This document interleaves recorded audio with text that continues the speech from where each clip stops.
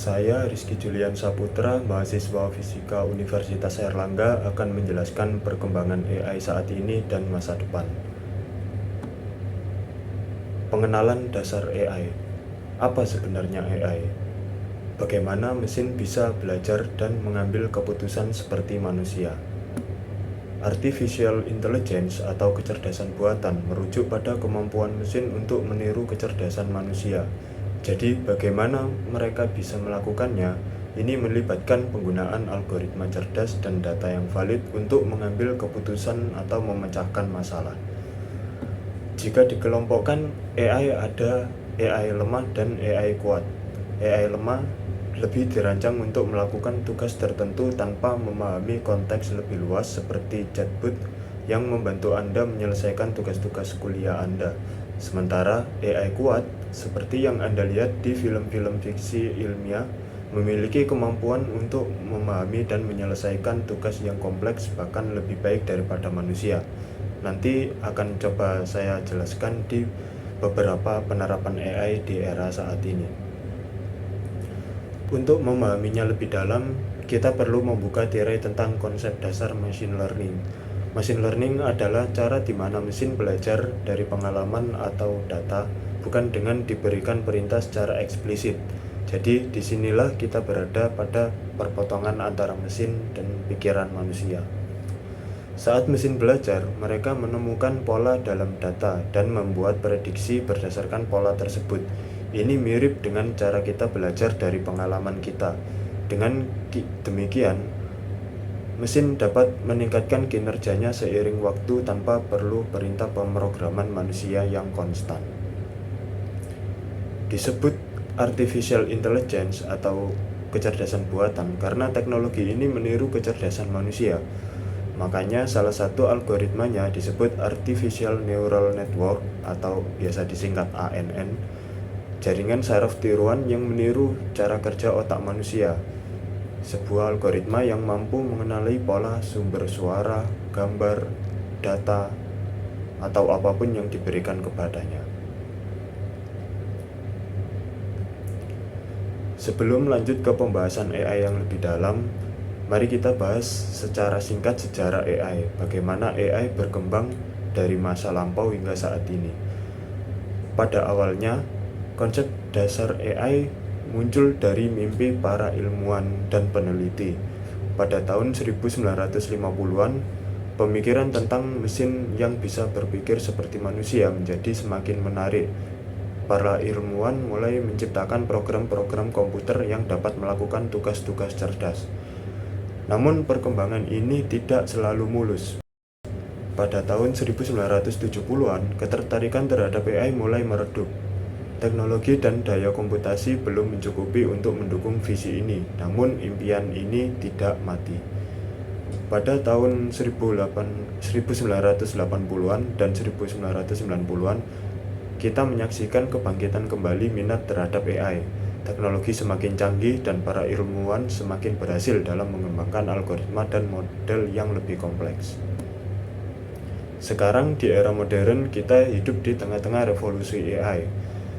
Algoritma machine learning dan deep learning memungkinkan mesin untuk belajar dari data dalam skala yang tidak pernah terbayangkan sebelumnya.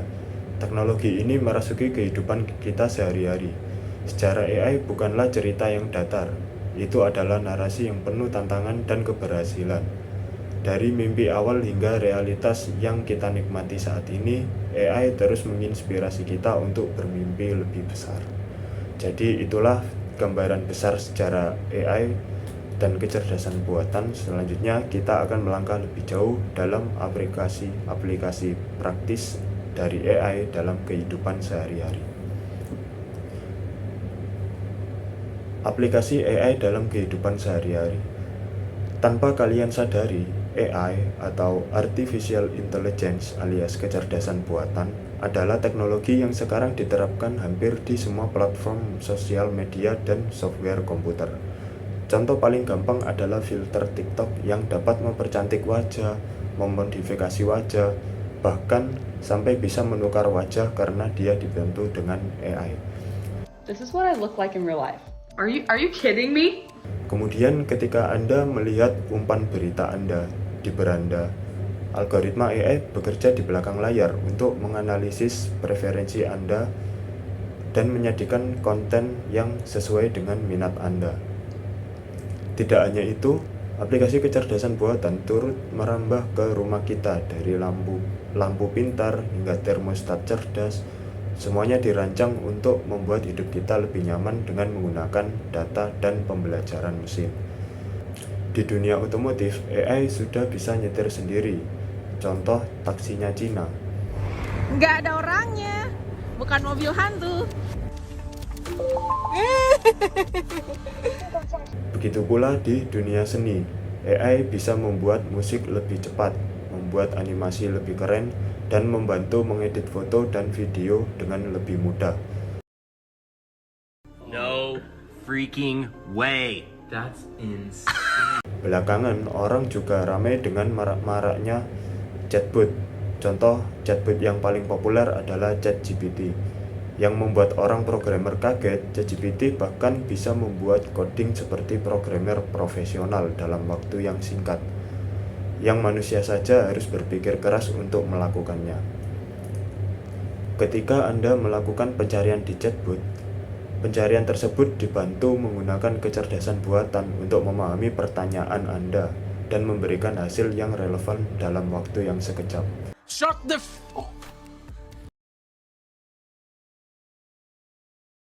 Dan lebih gilanya lagi, AI bahkan sudah bisa menebak gambar yang dilihat tanpa melihat gambar aslinya dengan bermodalkan scan otak dari MRI. Looks at the brain, does not get to see the original image, and it's asked to reconstruct what it sees. Namun seiring dengan kenyamanan, muncul pula pertanyaan etika, bagaimana data kita digunakan, apakah kecerdasan buatan dapat mengenal kita terlalu baik? Ini adalah pertanyaan-pertanyaan yang mungkin perlu kita pikirkan saat kita merangkul AI dalam kehidupan kita.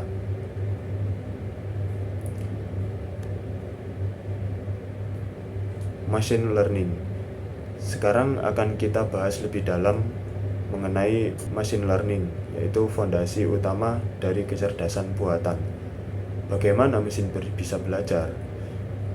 Machine learning atau pembelajaran mesin adalah jantung dari banyak aplikasi AI yang kita nikmati hari ini. Ini adalah konsep yang memungkinkan mesin untuk belajar dari pengalaman dan data tanpa harus diprogram secara eksplisit. Pertama-tama kita punya supervised learning. Ini seperti guru yang memberitahu mesin cara menyelesaikan masalah. Misalnya, ketika Anda mengajarkan mesin untuk mengenali kucing, Anda memberikan contoh gambar kucing dan memberitahu mesin bahwa itu adalah kucing. Namun Anda juga unsupervised learning, di mana mesin harus mencari pola tanpa panduan eksternal. Ini seperti memberikan sekelompok gambar ke mesin dan membiarkannya menemukan pola atau kategorinya sendiri. Dan jangan lupakan reinforcement learning. Di sini mesin belajar melalui percobaan dan kesalahan. Ketika mesin melakukan tindakan yang benar, ia akan diberi hadiah. Ketika ia melakukan sesuatu yang salah, ia didenda. Yang menarik dari machine learning adalah kemampuan untuk belajar dari pengalaman dan meningkat seiring waktu tanpa campur tangan manusia yang terus-menerus. Dengan data yang cukup, mesin dapat membuat prediksi atau membuat keputusan yang semakin baik. Namun seperti kebanyakan hal dalam hidup, machine learning tidak sempurna. Kesalahan dan bias dapat terjadi tergantung pada data yang digunakan. Inilah sebabnya mengapa etika dalam machine learning menjadi semakin penting.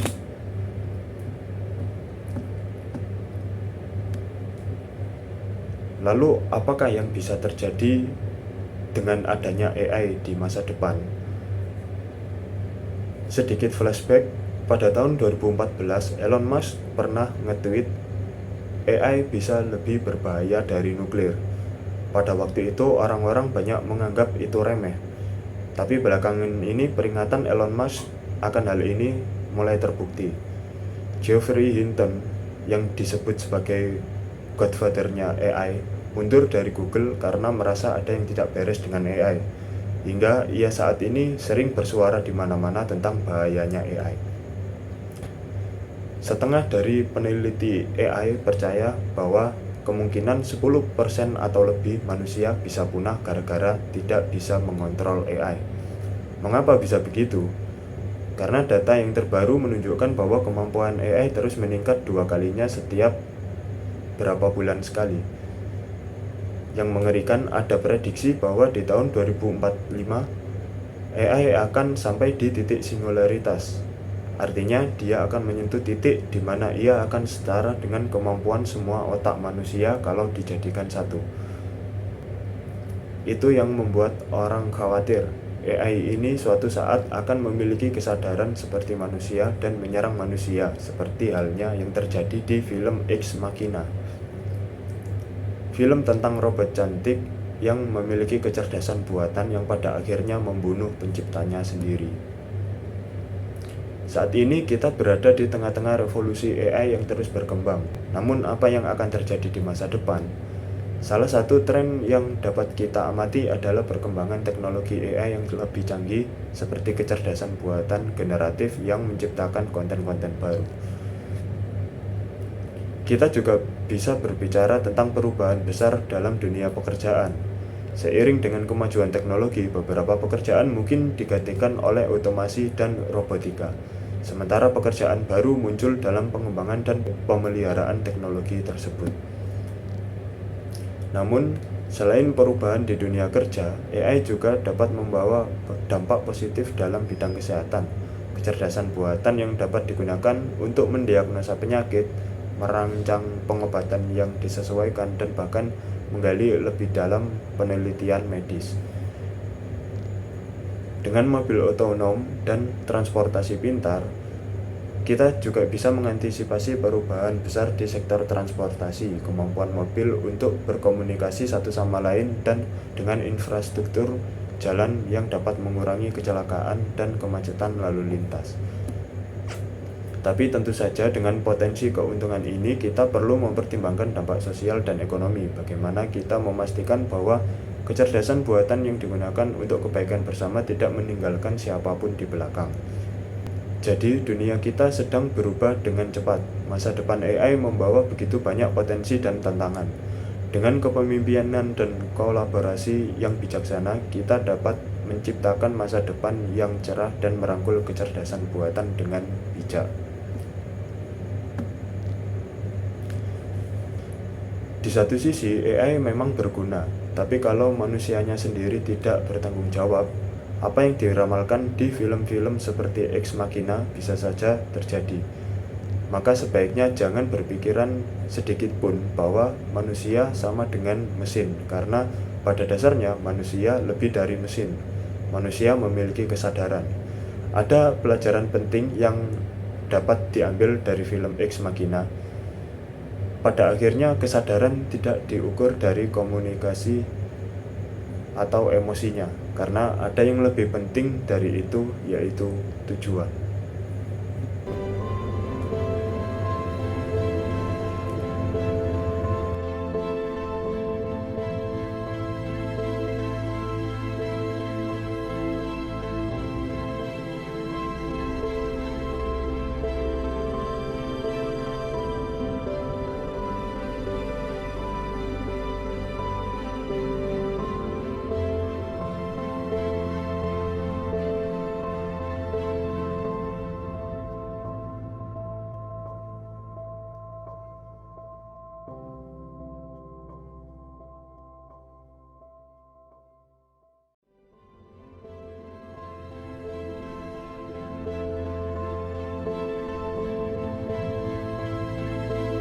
Terima kasih, itu yang bisa saya jelaskan mengenai AI dan kecerdasan buatan.